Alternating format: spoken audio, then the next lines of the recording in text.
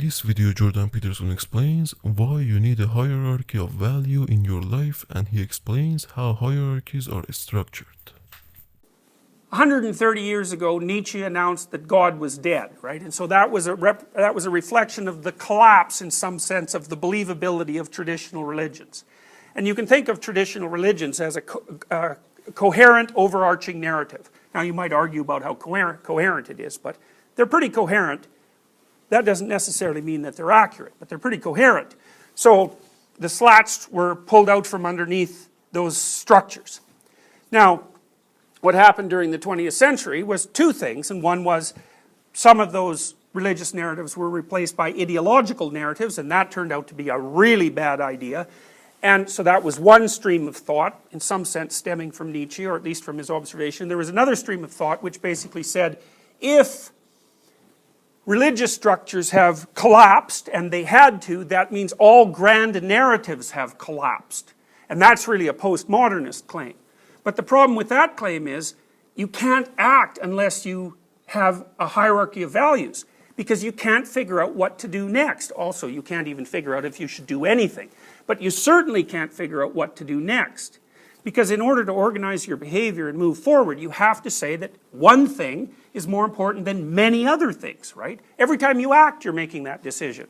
Now, you might say, well, you can only make that decision at a micro level, like what's best now. But people who do that are impulsive. That's how we define them. And that doesn't work out well across time. You know, what they're doing is responding to, in some sense, instinctual whims moment by moment. That doesn't seem very sophisticated. You don't want someone around like that. You can't predict what they're going to do. You can't cooperate with them. They can't follow rules. You can't have a project with them. You can't trust them. It's like, that isn't going to work. And so the idea that grand narratives are obsolete is, it's based on a misunderstanding of exactly what the narratives are. And it's also based on absence of realization that a narrative is primarily something you act out before you represent. So a narrative can be latent. So let me give you an example of that. So I thought puzzled about this for a long time. Let's say you go out and watch a chimpanzee troop. Now, we know that chimps are organized in a dominance hierarchy. And we know that the dominance hierarchy among chimps is male dominated. The females have a dominance hierarchy too, but the fundamental dominance hierarchy is male dominated. It's not like that so much with bonobos, by the way, which are very much like chimps. So you can watch the chimps, and you can see that chimp A knows that chimp B is higher up in the dominance hierarchy, and chimp D knows that chimp C is higher up in the dominance hierarchy. And you can even see that the offspring, like if you have a high dominant female and she has offspring, all the other chimps know that you don't mess around with her offspring because she's a dominant female. So the mapping of the dominance hierarchy, the mapping is quite sophisticated. So then you might say, well, the chimps are following rules. But then you think, well, no, they're not, because they don't actually know rules, because you got to ask what exactly is a rule, right?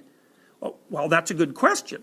Like, a rule seems to be the articulation of a principle, but it seems to be something that you have to represent. Like you say, well, a rule is chimp B always submits to chimp A. That's the rule that the chimp is following. But the chimp isn't following rules, because the chimp doesn't have rules. But there's regularities there, and so what those really are behavioral patterns. They're not rules. Now, understanding that is extremely useful, because what you can understand is that regularities in complex social behavior can emerge in the absence of any conscious representation, any consciously articulated representation of those rules. Because you might ask, well, where do moral presuppositions come from? Assuming that, say, religious systems, for example, are concerned with moral presuppositions, and that social systems are concerned with those too. Where do they come from?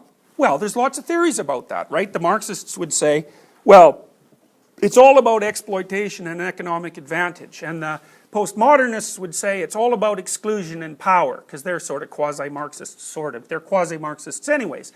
There's always this, and you know, for Karl Marx, religion was the opiate of the people, and he thought about it as a structure that had emerged because the power elites wanted to dominate the people who weren't in power and to extract out value from them. And it's like, there's no doubt that there can be an element of exploitation in any social system, and there's no doubt that social systems are hierarchical, so that there are people on the top and people on the bottom. But in human society, there's lots of dominance hierarchies. There's not just one. And we value lots of different things from people. And it's by no means obvious that the dominance hierarchies were set up consciously through conscious thought by any group of people over any span of time for any purpose whatsoever. It's particularly obvious when you also understand that, well, we are not the only things that have dominance hierarchies. Chimps have them, wolves have them. That's why you can have a pet dog. You understand a dog. You know, it doesn't even want to be the boss in the house. That's a nervous and upset dog. It wants to have its position as a valued, low-level entity in the dominance hierarchy, and a dog is just absolutely happy when that happens. So, you know, because what is a dog going to do? Buy groceries? It's like, no, it's not. So it has to be low in the dominance hierarchy because it doesn't have the competence. And one of the things that's very, very bizarre about Marxist and postmodernist thinking is that there doesn't seem to be any recognition that dominance hierarchies are often structured based on competence, not on like arbitrary distribution of power. I mean, if you want to go have your appendix out, what are you going to look for? Are you going to look for the most powerful doctor? Or are you going to look for the most competent doctor? Well, you hope that there's a rough relationship between power and status and competence, right? Because otherwise, how are you going to figure it out? But if it's a good hierarchy, it's based on competence, not on arbitrary power.